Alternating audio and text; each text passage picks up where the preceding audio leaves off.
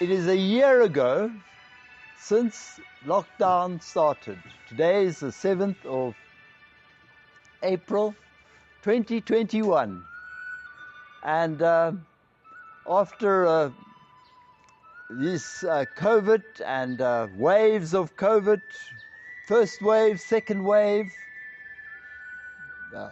third wave, is there going to be a fourth? That has been much of our lives. Uncertainty, does it really help? And some people are fairly confident it is going to make a difference and keep them safe. Others are not so sure, they don't know at all.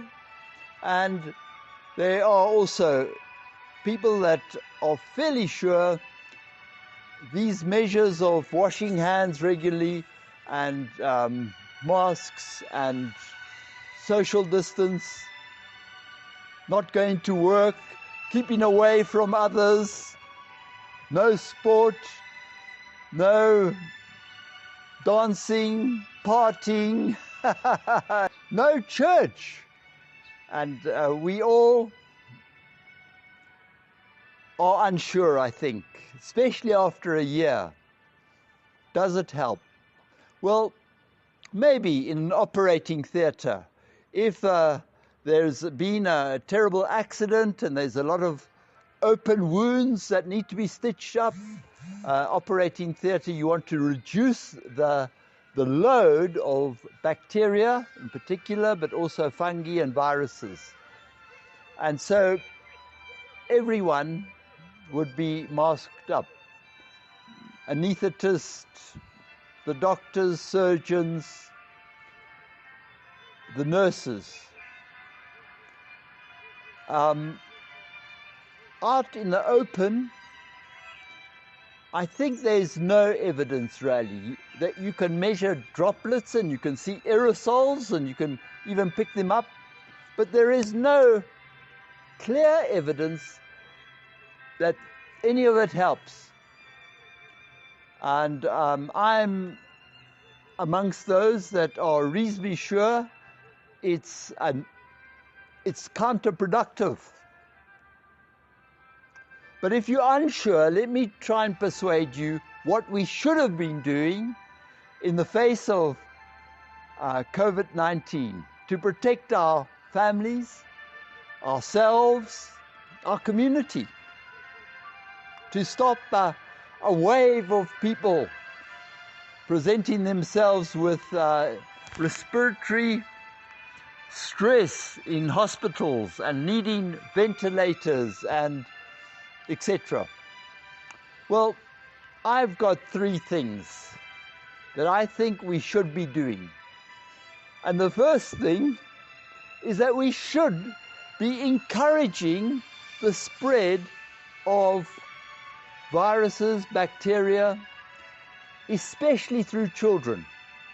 From birth to puberty, a child's immune system is at its peak, and they do not easily get sick, but they need viruses and bacteria to inform their immune system, to exercise it if you want. So a baby born, naturally, the first inoculation it gets is as it goes through the birth canal. It gets the most common viruses and bacteria of that area. And it needs it because the placenta has kept the blood from the mother totally separate from the child. And it is immunologically totally naive. It has a baby that just before it's born has no antibodies. And as it comes into the world, the first gift it's given is a good inoculation by nature. And children born of cesarean, as both my sons were, it has been shown they are more susceptible to infection later in their life. Children that crawl in the dust and pick up in their chest lots of dust and viruses and bacteria from the ground, they are very unlikely to develop asthma. But if a mother, and usually it's the mother, are so concerned about viruses and germs and pathogens that she liberally puts disinfectant on the playpen and on the plastic ground and prevents them from getting those initial infections, especially lung infections, they are at a terrible disadvantage. Asthma is a terrible sickness, and it's chronic. So if you look up hygiene hypothesis, you'll find out that this is a well-known, well, it's not a fact because they call it a hypothesis, but there's a link between a hygiene environment of a toddler or a baby crawling. If it's over-hygienic, seems to be a link that they're more likely to get asthma. So my first thing would be that we really encourage children to spend time with granddad. What a joy! There's no better thing in life that I know of than being a granddad. The third generation, it's me, my sons, and their children. And this is a gift that we can pass on, not only our wisdom from our gray hair, but also the viruses that we have become immune to. And they pass on what they pick up amongst their kids, their fellow, the children. And they help our immune system get stronger. The second thing that I would encourage and discourage is that I would encourage that we avoid, as far as possible, antibiotics and these flu jabs, vaccinations. Childhood vaccinations, great. Polio is all, I think it's no more in the world because of vaccination. Smallpox, I had a smallpox, a little wound, a little scar. They gave me cowpox, and I will never get smallpox. And the World Health Organization in 1980, they said there's herd immunity across the world, and we no longer need to give people an inoculation or a vaccine for smallpox. Isn't that an amazing truth?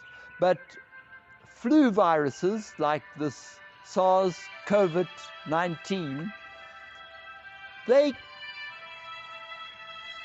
mutate, and there's a new strain, I think, every year, and it's certainly to our advantage to build up our immunity against it, a natural immunity. I assure you, if I get the common strain that is going around of COVID-19, I will be quite happy, the SARS-CoV-19, because I know I won't get it again. And it will build my body's ability to fight other similar COVID-type viruses. A young man called Matthew, he was sick. He's a recycler, 20 years old, strong, early in the morning, they go and they mine smelly dustbins and take out plastic, cardboard, tin, aluminium, and later on sort it, and they sell it on. So they save huge amounts of space in landfills, and they provide raw material for the plastic industry, for example, and the paper industry, and the tin, aluminium. So they are miners that do an incredibly valuable job. It's not fun, and it's not a good job. But Matthew earns more than a headmaster. A 20-year-old earns more than a headmaster back in Zimbabwe. And he sends approximately 3/4 of his earning back for his brothers and sisters and his parents back in Zimbabwe. They know and teach me how to work, and I honor them. Anyway, I was telling you about Matthew. He got sick. He missed 3 days of work. But there are no clinics in Mooiplaas where he lives. He has no spare money to pay a doctor. So he stayed at home and rested. And after 3 days, he felt strong again. He will never get that same bug again, because his immunity was given a chance to exercise. So bed rest, good nutrition. When I drink a whole Coke, I feel ill, and I open myself up to disease, because I hardly ever have any sugar. And my body is, I'm so grateful, has adapted, and I don't like it. And it's when we abuse our body, our immunity drops, and we get infected. And then the third thing, it's difficult to imagine a life free of statistics. This COVID last year, I'm so glad I don't have a television. A few times I'd quite like to watch things, but every day, twice a day, we told so many people tested, so many people infected, so many people hospitalized, and so many people dead. What does it do for us? Is it going to change anything? Nothing. In the UK, they spent something like, I don't know, £6 billion on testing and tracing, trying to find out, where is this virus going? Well, it's invisible. And why they didn't spend that money on educating people about chronic illnesses. Diabetes is reversible. Obesity is also a disease that is relatively easy to cure by nutrition. And that should have been our focus. Not trying to catch an invisible virus that was there for our good, to build us up and to build up our immunity. So let's look at statistics that are relevant. If I told you that they are approximately, during the year of 2020 and the first bit of 2021, that there were approximately 75,000 alcohol-related deaths, mainly car accidents, but pedestrians that are drunk and wearing dark clothes, murder, fighting, that end in death. 75,000. That's preventable. We can see it. Alcohol-related. My father, I believe, life was cut short because he was an alcoholic, and he was a smoker. So alcohol and nicotine shortened his life. I am one of 4. My sister, bossy big sister, but she loves me and I love her. Myself and our 2 younger brothers. Both of those younger brothers have died, and they had alcohol in their blood. Tragically, in their 40s, before they lived. That's a statistic that we can start doing something about.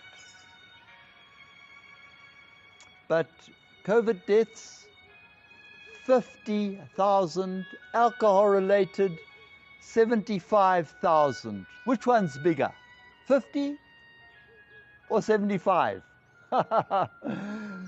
Oh dear, give us perspective, God, Lord. And then worst of all,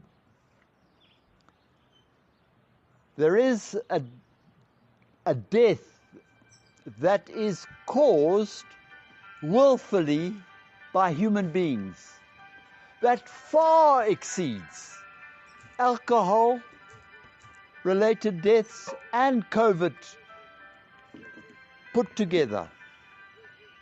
Innocent deaths, and that is the unborn.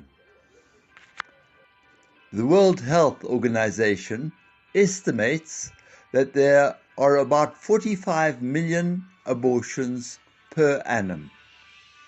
These are not natural abortions. These are induced. They are willfully pregnancies that are terminated. Innocent blood that has been shed. For every COVID death in the world, there have been 15 abortions. So 3 million COVID-19 over the year, COVID-19 deaths, and 45 million abortions. Ratio of 1 to 15. Which is a safer place? In a COVID environment, or in the womb of a mother who does not want to be pregnant?